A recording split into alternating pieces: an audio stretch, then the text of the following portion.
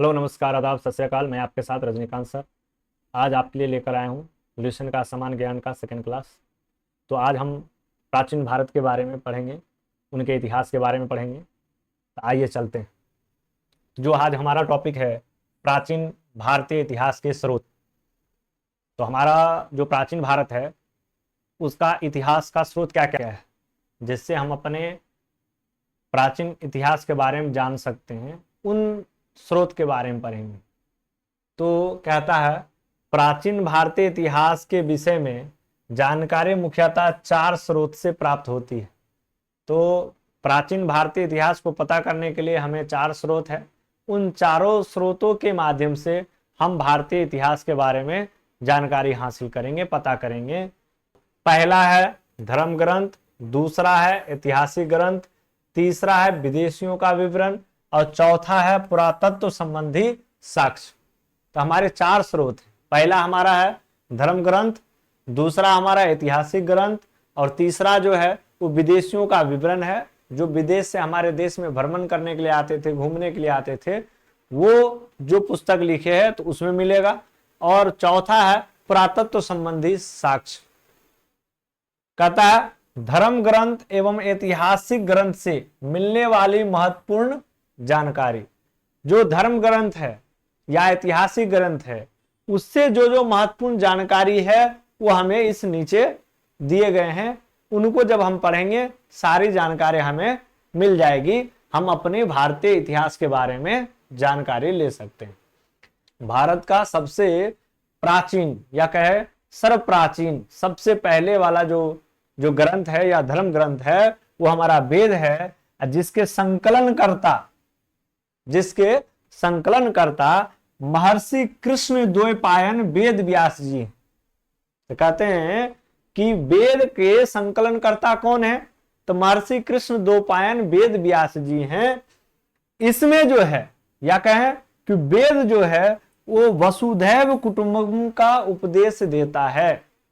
वेद हमें वसुधैव कुटुंबकम का उपदेश देता है। भारतीय परंपरा वेदों को नित्य तथा अपौरुषेय मानती है। जो भारतीय परंपरा है, हमारी परंपरा है, वो वेद को नित्य और अपौरुषेय मानती है। और हमारे कितने वेद हैं? 4 वेद हैं। हमारा जो धर्म ग्रंथ वेद है ये टोटली 4 है, जिसमें पहला आता है ऋग्वेद, दूसरा यजुर्वेद, तीसरा सामवेद और आखिरी में आता है अथर्ववेद। और इन चारों वेदों का जो संग्रह है उसको हम लोग संहिता कहते हैं, या कहते हैं चारों वेदों को संहिता कहते हैं। आइए चलते हैं नेक्स्ट स्लाइड की ओर। अब हमारा जो है टॉपिक है ऋग्वेद। कहता है ऋचाओं के क्रमबद्ध ज्ञान के संग्रह को ऋग्वेद कहा जाता है। ऋचाओं मतलब होता है मंत्रों। तो मंत्रों के क्रमबद्ध ज्ञान, क्रमबद्ध मतलब हो गया सीरीज में, एक के बाद दूसरा, दूसरा के बाद तीसरा। तो कहता है ऋचाओं के क्रमबद्ध ज्ञान के संग्रह को ऋग्वेद कहा जाता है। संग्रह का मतलब होता है इकट्ठा। इसमें 10 मंडल हैं, 1028 सूक्त हैं और 10,462 ऋचाएं हैं। तो ऋग्वेद में कितने मंडल हैं? तो ऋग्वेद में 10 मंडल हैं और सूक्त 1028 हैं और जो ऋचाएं हैं, जो मंत्र हैं, वो 10,462 है। अब ये जो वेद है, इन वेद के ऋचाओं के पढ़ने वाले, मंत्रों के पढ़ने वाले, वेद के ऋचाओं या समझे मंत्रों को पढ़ने वाले ऋषि को होत्री कहते हैं। जो वेद में मंत्र हैं, ऋचाएं हैं, उनको जो ऋषि पढ़ेंगे उन ऋषि को हम होत्री कहते हैं।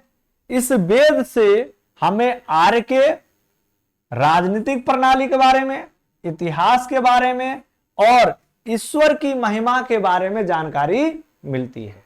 इन ऋग्वेद से जो आर्य थे उनके राजनीतिक प्रणाली के बारे में, उनके इतिहास के बारे में और ईश्वर की महिमा के बारे में जानकारी मिलती है ऋग्वेद से। अब ऋग्वेद को किसने लिखा? विश्वामित्र, लिखा है विश्वामित्र द्वारा रचित ऋग्वेद के कौन से मंडल, तीसरे मंडल को सूर्य देवता सावित्री को समर्पित एक प्रसिद्ध गायत्री मंत्र है। इसके 9वें मंडल में देवता सोम का उल्लेख है। तो जो ये ऋग्वेद है वो विश्वामित्र के द्वारा रचित है। इनके तीसरे मंडल में सूर्य देवता सावित्री को समर्पित गायत्री मंत्र है, जो आपने गायत्री मंत्र कभी ना कभी मंदिर में सुनाई होगा। इसके 9वें मंडल में, जो ऋग्वेद के 9वें मंडल में देवता सोम का उल्लेख है। तो देवता सोम का उल्लेख किस मंडल में मिलता है, 9वें मंडल में मिलता है। कहता इसके 8वें मंडल में हस्तलिखित ऋचाओं, जो ऋग्वेद के 8वें मंडल हैं उसमें हस्तलिखित ऋचाएं हैं, हाथ से लिखी हुई ऋचाएं हैं, मंत्र हैं। और जो हाथ लिखित ऋचाएं मंत्र हैं उसे हम क्या कहते हैं, खील कहते हैं। उसे हम क्या कहते हैं, खील कहते हैं। चलते हैं आगे।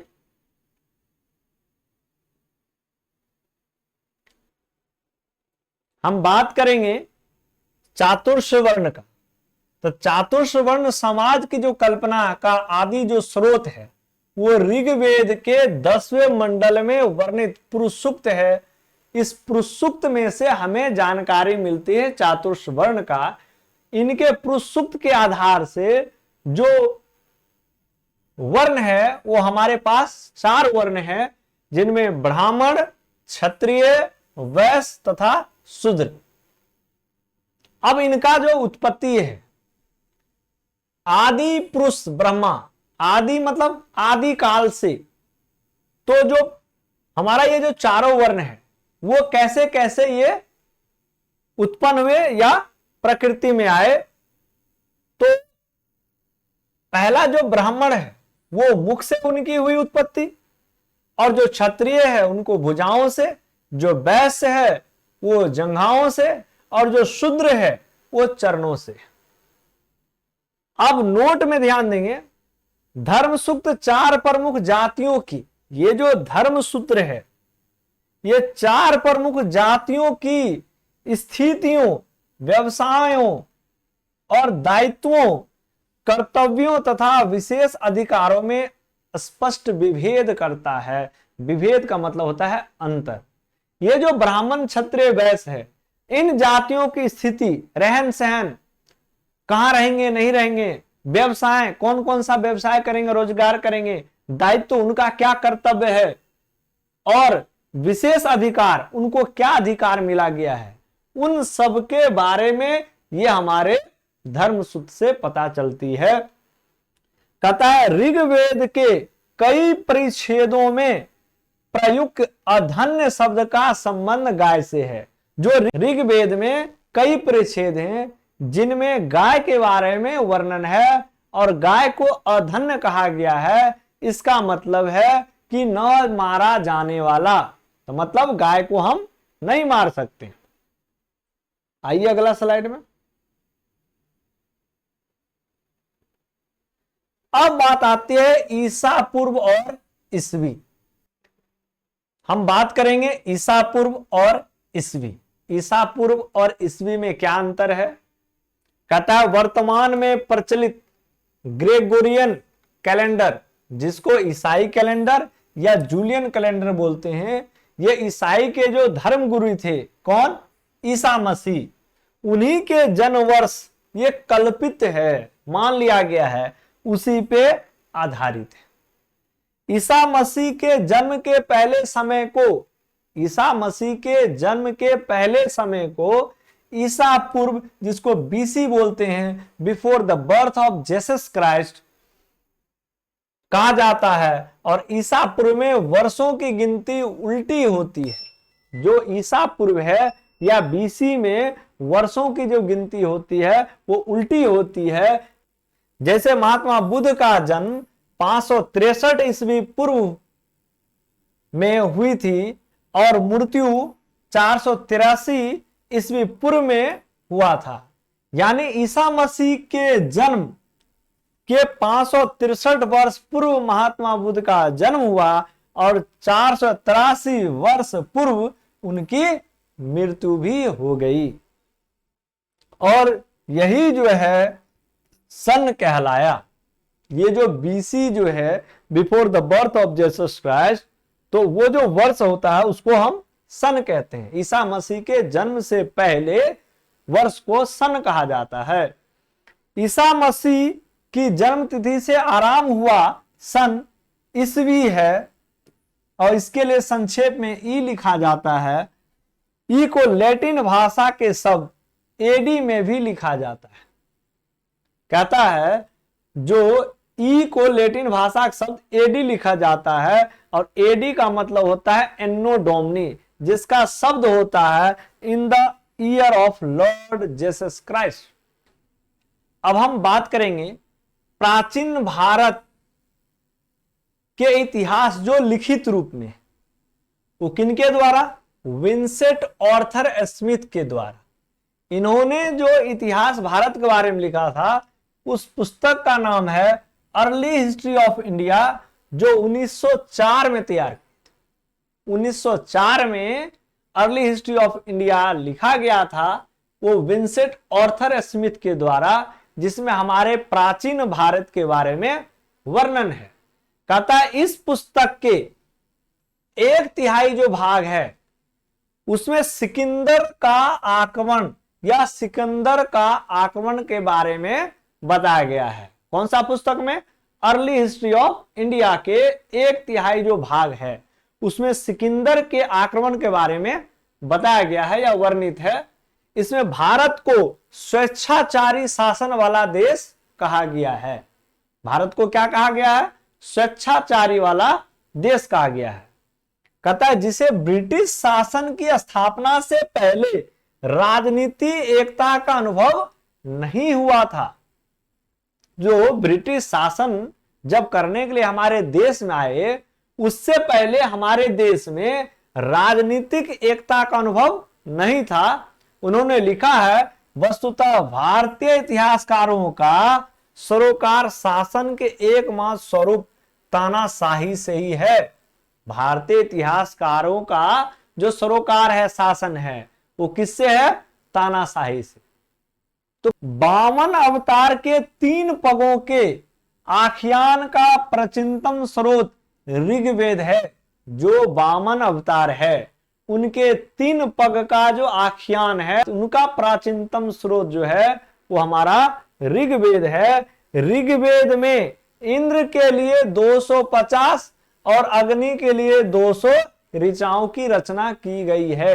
ऋग्वेद में इंद्र के लिए 250 ऋचाएं हैं, मंत्र हैं, और अग्नि के लिए 200 मंत्र। नोट, प्राचीन इतिहास के साधन के रूप में वैदिक साहित्य में ऋग्वेद के बाद शतपथ ब्राह्मण का स्थान है। कहता है कि वैदिक साहित्य में ऋग्वेद के बाद किनका स्थान है? तो ये शतपथ ब्राह्मण का स्थान है।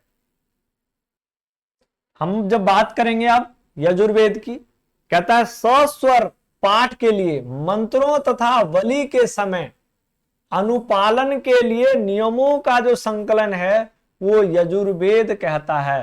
मंत्र तथा बलि के समय अनुपालन के लिए जो नियम है उसका संकलन यजुर्वेद में किया गया है, इसलिए इसे यजुर्वेद कहते हैं। और इसके पाठकर्ता को, यजुर्वेद को जो पढ़ेंगे उनको अथर्वयु कहेंगे। यजुर्वेद में यज्ञों के नियमों एवं विधि विधानों का संकलन मिलता है।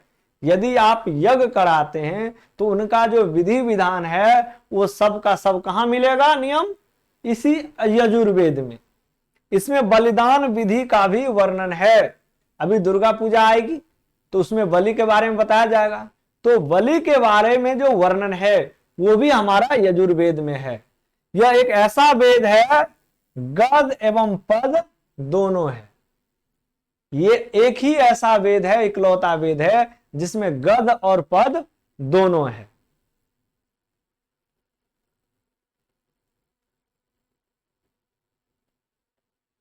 अब हम बात करेंगे सामवेद की। ये जो हमारा तस्वीर है, ये इसमें हमें सामवेद दिख रहा है। कहता है साम का शाब्दिक अर्थ है गान। इस वेद में मुख्यतः यज्ञों के अवसर पर गाए जाने वाले ऋचाओं मतलब मंत्रों का संकलन है।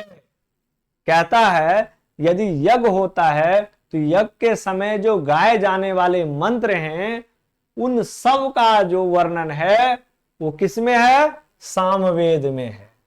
इसके पाठकर्ता को उग्रातु कहते हैं। जो सामवेद को अध्ययन करेंगे या सामवेद को अध्ययन करते हैं उनको उग्रातु कहते हैं।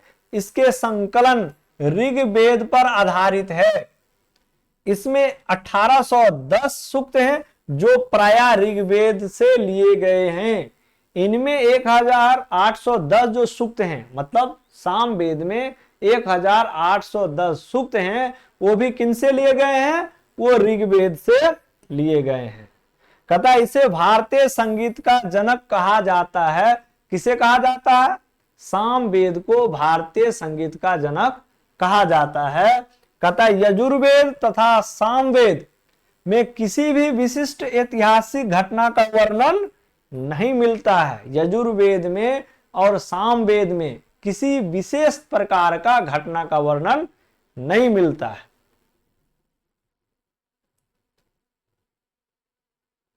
अब हम बात करेंगे अथर्ववेद की, और ये हमारे चारों वेदों में से आखिरी वेद है। कहता है अथर्वा ऋषि द्वारा रचित इस वेद में कुल 731 मंत्र तथा लगभग 6000 पद हैं। तो अथर्ववेद को किसने लिखा? अथर्वा ऋषि ने लिखा। और इस वेद में 731 मंत्र हैं और लगभग 6000 पद हैं। इसके कुछ मंत्र ऋग्वैदिक मंत्रों से भी प्राचीनतर है। मतलब कि अथर्ववेद में कुछ मंत्र ऐसे हैं जो ऋग्वेद से भी प्राचीनतर है, ऋग्वेद से भी बहुत पुराना है। कहता है औषधों का उल्लेख सबसे पहले अथर्ववेद में मिलता है। औषधों मतलब औषधि, जो दवाई जो वैद्य इस्तेमाल करते थे, औषधि दवाई, उनका भी उल्लेख इस अथर्ववेद में मिलता है। कहता है ऐतिहासिक दृष्टि से अथर्ववेद का महत्व इस बात में है कि इसमें सामान्य मनुष्यों के विचारों तथा अंधविश्वासों का विवरण मिलता है।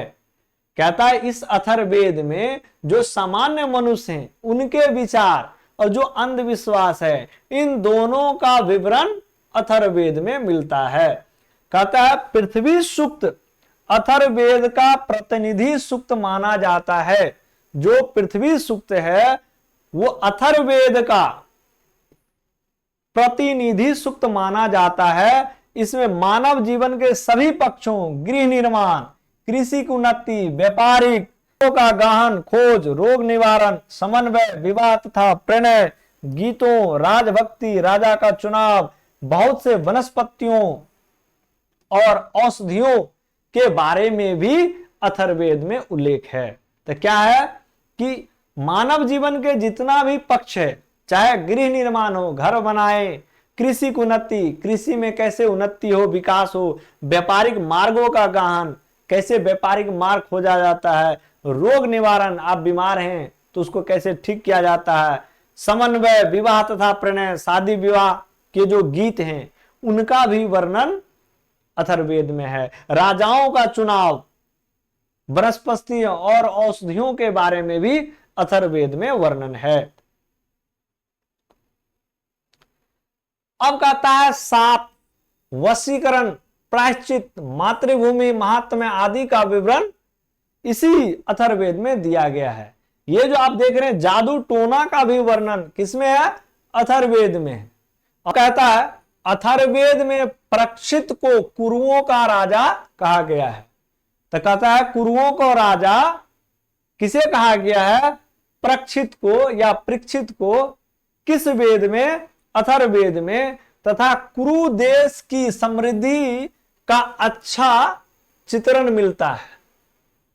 तो अथर्ववेद में जो कुरु देश है उनकी समृद्धि, उनकी यश का वर्णन किसमें मिलता है, या चित्रण किसमें मिलता है, अथर्ववेद में मिलता है। कहता है इसमें सभा एवं समिति प्रजापति की दो पुत्रियां कहा गया है। अथर्ववेद में प्रजापति की दो पुत्रियां यश एवं समिति को कहा गया है।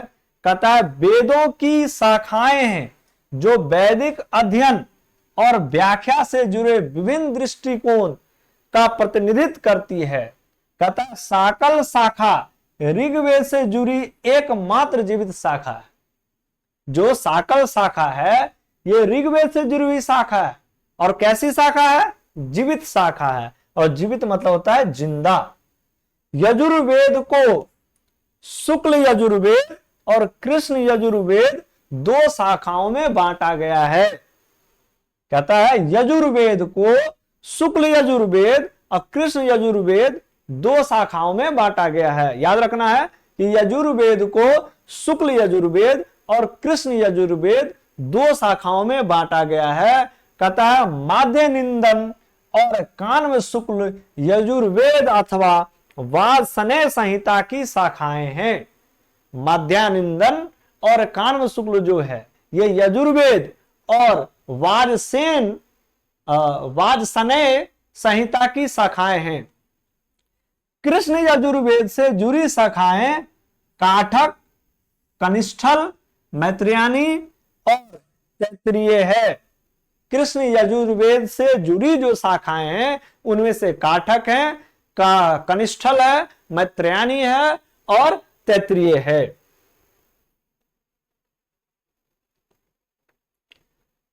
कौथुम रामायणीय एवं जैमिनीय या तलवकार सामदेव की शाखाएं हैं। कौथुम रामायणीय, जैमिनीय और तलवार ये सामदेव की शाखाएं हैं। अथर्ववेद की शाखाएं शौनक और पेपलाद हैं। अथर्ववेद की शाखाएं कौन है, शौनक और पेपलाद हैं। नोट, सबसे प्राचीन जो वेद है वो हमारा ऋग्वेद है। सबसे पहले, सबसे पुराने जो वेद हैं वो हमारे ऋग्वेद हैं। और जो बाद के वेद हैं, आखिरी वेद हैं, वो हमारा अथर्ववेद है। जय हिंद।